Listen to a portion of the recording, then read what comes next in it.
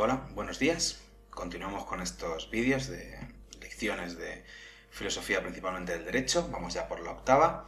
Y hoy, pues bueno, seguimos con las grandes concepciones del derecho, las grandes concepciones, cómo se han entendido las leyes y el Estado.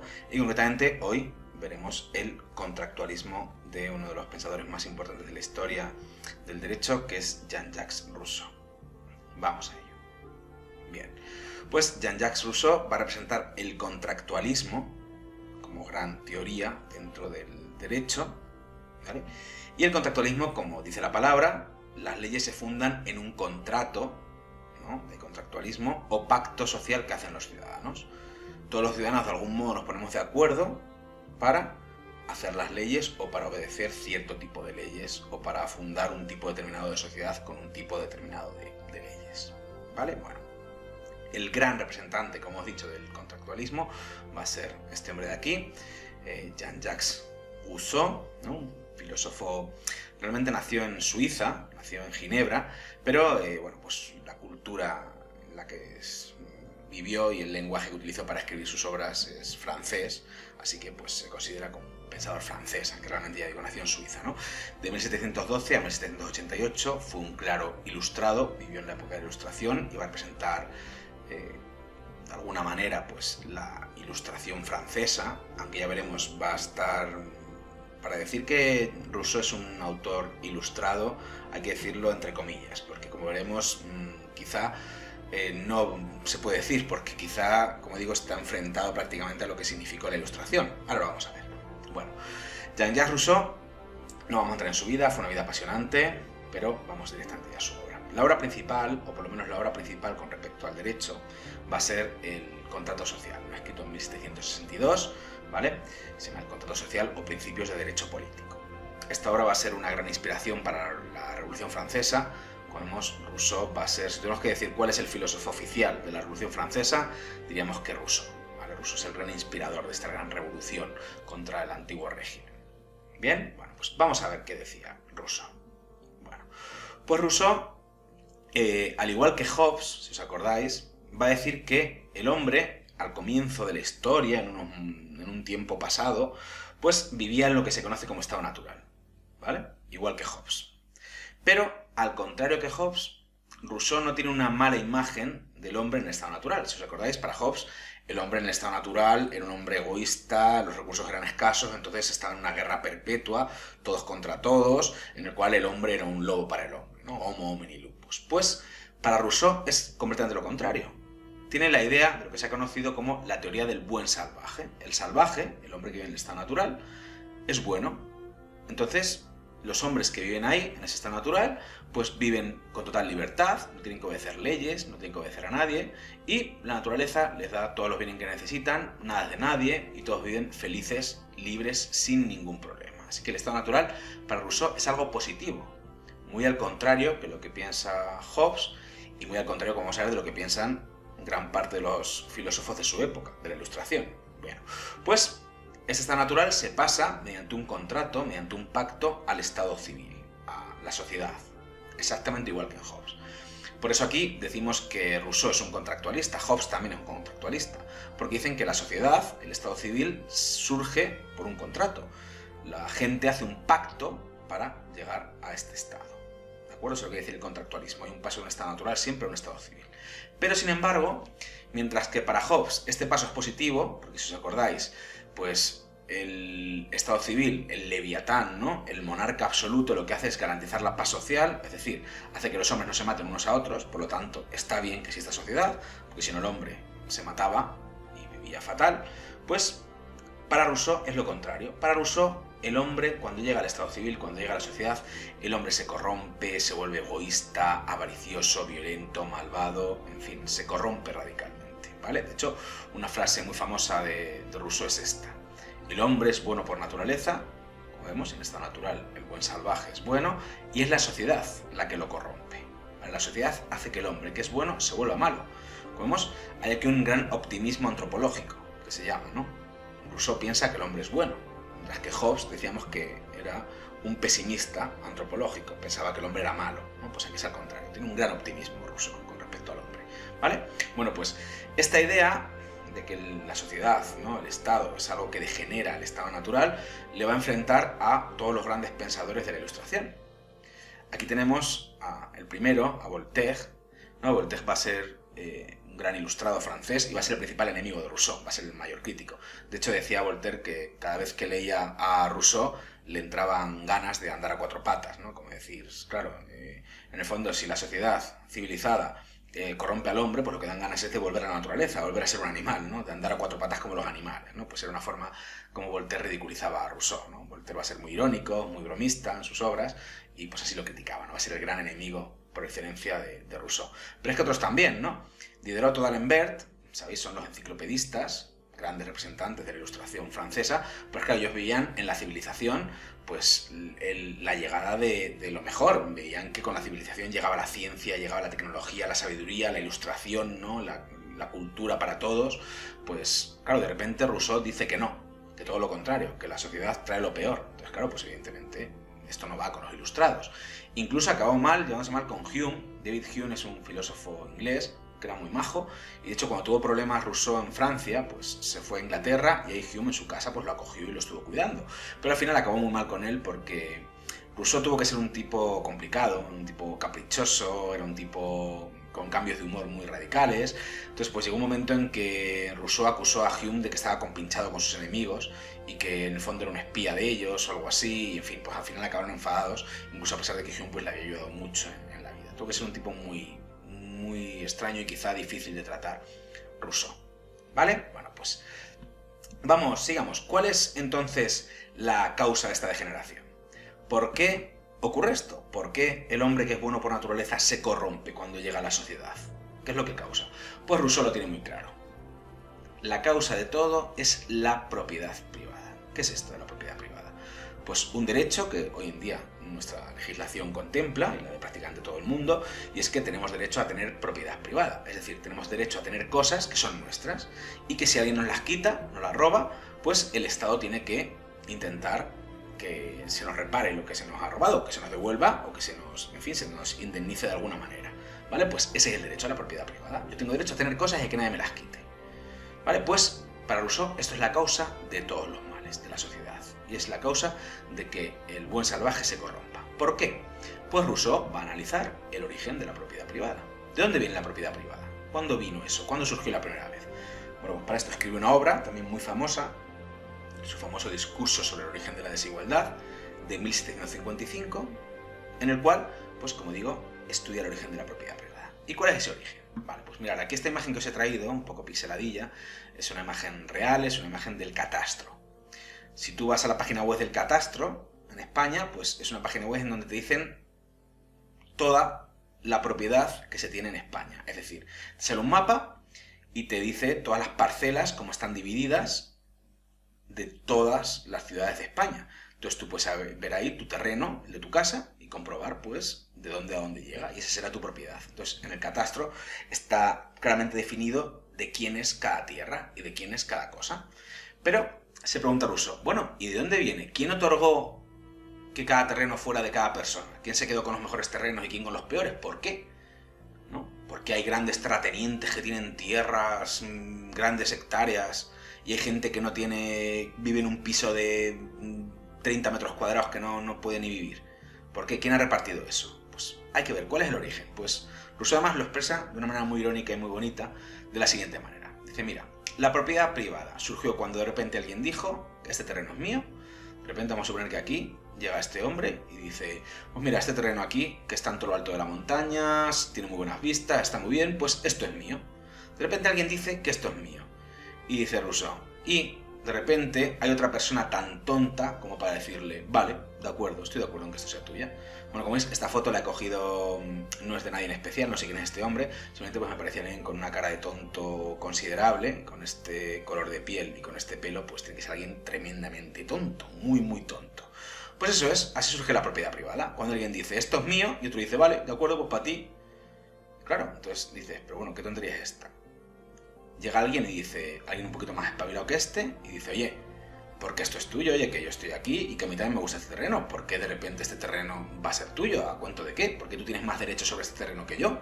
¿Por qué? Pues ya dice este, plum, y utiliza la fuerza, la violencia, para conseguir la propiedad. Es decir, el origen de la propiedad privada está en el engaño a un tonto o en el uso de la violencia. De hecho, los grandes nobles, que han sido los grandes terratenientes a lo largo de la historia, eran los militares, eran los guerreros. Era la clase guerrera, la clase noble, que a base de la espada y de la fuerza bruta, pues conseguía mantener las tierras en su poder. Entonces, como vemos, el origen de la propiedad privada es algo malvado. Y eso va a poner en contra también a muchos pensadores en contra de Rousseau. Aquí tenemos a John Locke, que fue otro ilustrado un poquito anterior a Rousseau, que él veía como que el derecho a la propiedad privada era un derecho natural del hombre. John Locke era un naturalista y decía que era un derecho fundamental y que el hombre, cuando nacía como tal, nacía imbuido de ese derecho, tenía ese derecho, y entonces la propiedad privada era un derecho fundamental. Y aquí de repente nos está diciendo que ese derecho surge, ya digo, del engaño y de la violencia. Por lo tanto, pues claro, todos los pensadores liberales que se van a llamar, que defendían pues la propiedad privada como un derecho fundamental, pues evidentemente se van a enfrentar o van a estar descontentos con esta teoría de Rousseau. Y evidentemente esta teoría va a gustar mucho históricamente a todos los pensadores que luego van a formar la izquierda política. A los marxistas, Marx pues también tendrá una mala idea de lo que es la propiedad privada, ¿vale? Los socialistas, en fin, pues aquí se ve ya la politización izquierda-derecha, pues aquí en este sentido Rousseau sería muy de izquierdas, ¿vale? En este planteamiento. ¿Vale? Pues de aquí viene el origen del mal. Bueno, ¿por qué es el origen del mal? Porque esto ya entonces ha hecho que la gente se pelee. El hombre que era bueno por naturaleza, ahora ya pues usa la violencia, el engaño, ¿no? Los hombres a lo largo de la historia se han estado peleando en grandes guerras, principalmente por la propiedad, por tener más riqueza, ¿no? Por tener más territorios. Pues eso ha sido la causa de todas las guerras y de todos los males, y lo que ha hecho que el hombre degenere. ¿Bien? Está claro, ¿no?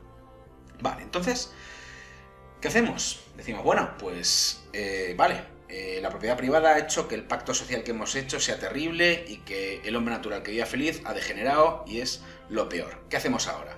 ¿Podemos hacer algo o volvemos a la naturaleza? ¿Qué hacemos? Pues dice Rousseau, no pasa nada, se puede solucionar. Hay que hacer un nuevo pacto social, diferente, que no se base en la propiedad privada, sino que se base en otras cosas. Y que ya pues eso nos dé lugar a una sociedad justa, buena, en la que pues de algún modo podemos coger lo mejor del buen salvaje, lo mejor del estado natural, y que la sociedad no nos haga degenerar, evidentemente. Bien, ¿cómo se hace este nuevo pacto? Pues para Rousseau el pacto social está basada en la idea de voluntad general. ¿Y qué es la voluntad general? Bien, bueno, voluntad es nuestra capacidad de tomar decisiones, ¿no? Nuestra capacidad de decidir algo y de hacerlo, ¿no? Esa es nuestra voluntad. Y la voluntad general va a ser como la voluntad de todo el mundo, ¿no? Para hacer algo. Pero hay que tener cuidado, porque no es exactamente esto. No es lo mismo que la voluntad de la mayoría. Es decir, hacemos una votación y sale que el 70% quiere una cosa y el 30% quiere otra. Pues decimos, no, la voluntad general es lo que ha votado la mayoría. No. Voluntad de la mayoría no es exactamente lo mismo que voluntad general, porque dice Rousseau, podría ser el caso de que la mayoría votara algo malo, ¿no? Vamos a suponer, por ejemplo, en la Alemania nazi, la mayoría de la población eligió votar democráticamente a Hitler. Hitler salió ganando unas elecciones democráticas, ahí se equivocaron. Por lo tanto, la voluntad general no puede ser lo mismo que la voluntad de la mayoría, porque eso nos podría llevar al traste. Y tampoco es la voluntad de todos, dice Rousseau. Incluso puede darse el caso de que todo el mundo votara o estuviera de acuerdo en una cosa, y eso no equivale a la voluntad general. ¿Qué es entonces la voluntad general? Pues la voluntad general tiene que estar ligada indisolublemente con la idea de bien común. ¿Qué quiere decir esto? Pues que la voluntad general quiere decir que todos juntos nos unimos para hacer el bien a todos, el bien común, para hacer una sociedad que beneficie a todo el mundo. En ese sentido, voluntad general se opone a voluntad particular. Una voluntad particular sería aquella en la cual tú buscas tu propio interés, buscas lo tuyo y tú buscas que en tu votación se vote no a lo que sea mejor para todos, sino a lo que sea mejor para ti. Por eso, podría ser el caso de que todo el mundo, eres muy hábil y haces que todo el mundo vote a una propuesta que te viene bien a ti, ¿vale? Y todo el mundo está equivocado y te ha votado a ti cuando es algo que les perjudica, pero tú les has engañado muy bien, ¿no? Por eso la voluntad de todos o la de la mayoría no es lo mismo que la voluntad general. Voluntad general es cuando todo el mundo trabaja a conciencia por el bien común. Entonces es cuando hay voluntad general. Cuando nos damos cuenta, en Rousseau esto se ve muy claro, cuando la gente toma conciencia de que en la vida no puedes ir siendo un egoísta y a lo tuyo y a por tus intereses, sino tienes que darte cuenta de que tu vida tiene que ser trabajar por los demás, y trabajar por el bien común y para que todo el mundo sea feliz y todo el mundo esté mejor. no por tus intereses egoístas. ¿Vale? Pues esta es la idea. Hay que hacer un nuevo pacto que esté basado en esta voluntad general que busque el bien común. ¿Vale? Bueno, entonces vamos a ver ahora una serie de condiciones que pone Rousseau para que se pueda dar esta voluntad general. ¿Vale? Esto lo vemos porque va a ser interesante luego cuando vemos un autor, que es el siguiente que vamos a ver, que es la versión contemporánea de Rousseau, que va a ser John Rawls. Pues Rawls va a establecer muy claro, va a desarrollar muy bien esta idea de las condiciones para que se dé un pacto social aceptable, ¿no? Entonces, bueno, pues por eso las pongo, porque luego nos van a ir bien para entender otra cosa en el siguiente autor. Bueno, ¿qué condiciones? ¿Qué cosas tienen que cumplir una votación para que realmente esto pueda darse? Pues primero, dice Rousseau, tiene que haber una deliberación, ¿vale? Un momento en que se piense, se reflexione, se hable públicamente, ¿vale? Entonces ahí tienen que participar todos los ciudadanos, ¿vale? Y en ella tiene que existir el compromiso de cada individuo de mirar por el bien común y no por los intereses individuales. Esto es fundamental. Por eso la idea de bien común tiene que ir ligada necesariamente a la voluntad general. Sin bien común no hay voluntad general, ¿vale? Entonces, en esos momentos todo el mundo habla, todo el mundo reflexiona, piensa, pero claramente con la idea de que hay que ir por el bien común y no por intereses individuales, ¿vale? Segundo, en el momento de votar, el pueblo debe estar libre de pasiones extremas que puedan distorsionar el resultado de la votación. Aquí Rousseau se refiere a que, bueno, si hay un momento histórico muy terrible, justo pues hay un momento en que acaba de haber una guerra o ha pasado algo terrible y la gente está muy nerviosa, pues cuando estás muy nervioso no piensas con claridad. Entonces eso puede turbar tu buen juicio, tu razón y hacer que pienses locuras y que tomes malas decisiones. Las decisiones hay que tomarlas en frío, no en caliente. Pues eso es, hay que estar libres de estas emociones fuertes para votar. Va, sin más, no tiene más interés. Y tercero, después de la deliberación y de la votación, los ciudadanos no se pueden comunicar entre sí para evitar facciones, grupos que se pongan de acuerdo para imponer su voluntad particular. A esto le da mucha importancia a Rousseau en el sentido en que hay que tener mucho cuidado en las votaciones, que la gente es muy cuca, y entonces se hacen grupos, se hacen pandillas en los cuales pues de gente se pone de acuerdo ahí bajo cuerda para ir a por su interés y eso hay que evitar. Entonces hay que evitar de todas las maneras que se hagan pequeños grupos, que se hagan facciones, ¿vale? Que entre ellos pues se pongan de acuerdo para, ya digo, ir a por su propio beneficio. Por lo tanto, hay que evitar la comunicación entre sí, ¿vale? Cada uno tiene que pensar en silencio, cada uno tiene que pensar tranquilamente en su casa, solo, qué es lo que hay que hacer, un día de reflexión, ¿no? Y luego entonces ya se vota, ¿vale? Pues si ocurren estas tres condiciones, pues entonces quizá lo que salga de esa deliberación, de esa votación, pues quizá sea la voluntad general y quizá sea el bien común. Y quizá sea entonces ese nuevo pacto social que haga una sociedad auténticamente buena en la cual no haya degenerado el hombre natural, ¿vale? Bueno, y por último, quiero hablar de un concepto interesante. En Rousseau luego va a tener mucha influencia, por ejemplo en Kant, de cómo Rousseau entiende la libertad, ¿vale? Porque habitualmente, bueno, ahora leemos esto, habitualmente, bueno, se me ha superpuesto aquí esto, no pasa nada. Me puedo preguntar, ¿cómo puedo ser libre si he de obedecer una ley? Es decir, si ahora mismo cogemos y aun con toda mi buena voluntad me reúno con todos los ciudadanos, hago un pacto, en ese pacto cumplo todas las condiciones y hago una ley que está muy bien, ¿por qué he de obedecerla? Porque al obedecerla pierdo libertad. El hombre natural que vive en la naturaleza no tiene que obedecer ninguna norma. No perdemos libertad cuando nos ponemos un sistema de leyes. ¿No sería mejor vivir sin normas y seríamos mucho más libres? Pues no, dice Rousseau, por lo siguiente. Pensemos en este perrete. ¿Este perrete de aquí, tan gracioso, es libre o no es libre? Pues para Rousseau no es nada libre. ¿Por qué? Porque ser libre no es hacer lo que te dé la gana en todo momento. Es decir, un perro, el pobre, cuando hace siempre lo que le pide el cuerpo. Es decir, tienes que hacer pis, se hace pis, aunque no debiera hacer pis en ese sitio. Tienes que entrenar mucho para enseñarlo a que no se haga pis en donde no debe, ¿vale? Pero él de primera se hace pis porque hace lo que sus impulsos, sus instintos naturales le dicen. Entonces, un perro realmente que hace lo que quiere en todo momento no es que esté haciendo lo que quiere, hace lo que le dictan sus instintos animales. No es libre. Entonces, una persona que hace lo que quiere en todo momento no es libre para Rousseau. Yo ahora mismo digo, ¿qué hago esta tarde? Pues estoy vago, voy a quedarme en el sofá tirado sin hacer nada. En el fondo dice Rousseau, no eres libre. Tú te estás dejando llevar por tus instintos, tu instinto, tu naturaleza te dice, duérmete, no hagas nada, y tú lo obedeces, ¿vale? Eso no es ser libre, ¿vale? Hacer lo que te da la gana, ¿vale? Es ser un animal. Por eso para Rousseau es lo peor. ¿Qué es ser libre? Pues ser libre es obedecer una ley que te has impuesto a ti mismo. Esa es la idea de libertad. Es curioso, porque ser libre consiste precisamente en obedecer. Algo que parece contrario, ¿no? Pues no, dice Rousseau.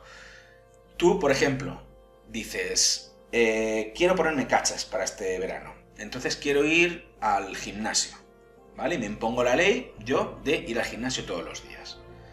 Entonces yo cojo y de repente, ¿qué me dice mi cuerpo? ¿Qué me dicen mis pasiones? ¿Qué me dicen mis emociones? Pues cuando tengo que ir al gimnasio me dicen, ¡buf, qué pocas ganas tengo! Madre mía, quédate en casa viendo una serie aquí en Netflix. De verdad, ¿para qué vas a ir al gimnasio ahora? Ya irás otro día, si hace mal tiempo, está medio lloviendo, no vayas. ¿Vale? Pues claro, en el fondo está tirando de ti. Al final no vas, pues realmente eso es ser esclavo. Ser libre es decir, no. Yo, aunque mi cuerpo me pida hacer lo que me da la gana, es decir, hacer otras cosas, voy a hacer lo que creo que tengo que hacer. ¿Vale? Que es ir al gimnasio porque es algo que yo creo que es bueno y que tengo que hacer porque me va a venir muy bien. Entonces, eso es obedecer una ley que te has impuesto a ti mismo. Eso es ser libre. Por eso, dice Rousseau, en un sistema en el cual las leyes nos las hemos impuesto, pero nosotros mismos, es decir, la soberanía viene del pueblo, viene de nosotros hemos decidido, mediante un contrato, mediante un pacto, esas leyes, pues esas leyes las he de obedecer. Y solo obedeciendo esas leyes soy libre. Esto es muy curioso. No soy libre haciendo, como digo, lo que me da la gana. Soy libre obedeciendo leyes. Obedecer es la esencia de la libertad. Y obedecer las leyes del Estado. Por eso, cuando un hombre es plenamente hombre, cuando alguien llega a su máximo estado, es en la sociedad, es en el Estado civil al final. Porque obedeciendo las leyes del Estado, si esas leyes son realmente buenas, si realmente buscan el bien común, el hombre llegará a su culmen de la libertad. Bueno, entonces es una concepción muy interesante y muy diferente de libertad a la que uno puede tener hoy en día. ¿Vale? Bien, pues sin más... quería deciros antes bueno, para terminar con Rousseau, quiero hablaros un poco de las influencias que ha tenido en la historia. Y es que las influencias que ha tenido Rousseau son un poquito dispares, ¿vale? Son un poquito, depende de cómo se lea, depende de cómo se mire, pues va a influenciar a unos y a otros completamente distintos. Por ejemplo, por un lado, hemos dicho que va a influir en gran medida lo que es la Revolución Francesa. Aquí tenemos el momento del famoso juramento del juego de pelota de la Revolución Francesa, en donde todos los grandes líderes de la Revolución Francesa se reúnen en donde se jugaba el frontón, ahí en París, y dicen que pues, no saldrán de ahí hasta que Francia no tenga una nueva constitución, ¿no? Entonces, de algún modo están haciendo este nuevo contrato social que dice Rousseau, ¿no? Y vemos como claramente la Revolución Francesa se inspiró plenamente en Rousseau, ¿vale? Pero también tenemos aquí al marxismo, ¿vale? El comunismo, el marxismo, dirá que la propiedad privada, como hemos visto, es la fuente de todos los males y por lo tanto la propiedad privada hay que eliminarla. Ya entenderemos, ¿no?, que el comunismo, el marxismo, pues lo primero que hace es eliminar la propiedad privada y que todo es del Estado o todo es de todos, son como se mire, ¿vale? Entonces pues también la izquierda, ¿vale?, el comunismo y el socialismo se han inspirado en Rousseau. Pero es que también la extrema derecha, y tenemos a nuestro querido gran Adolfito, pues también se ha basado en Rousseau, en esta idea de una voluntad general del pueblo, ¿no?, que está por encima del individuo, ¿no?, esta idea de que hay algo que está, como digo, por encima de los intereses individuales, ¿no?, esa idea de un colectivo, de la nación, en este caso la voluntad general de Rousseau, pues es una idea que copiaron los nazis. Para los nazis, Alemania, el pueblo, la nación alemana, está por encima del individuo y por lo tanto el individuo es sacrificable en pro de defender la patria, la nación alemana, ¿vale? Entonces pues eso va a hacer que, en fin, pues que a los individuos se les pueda hacer lo que quiera en función de los intereses del Estado. Entonces pues a lo mejor al Estado le interesa meterte en un campo de concentración. Por lo tanto, pues es también unas ideas peligrosas. Y es quizás que Rousseau fue un poco contradictorio.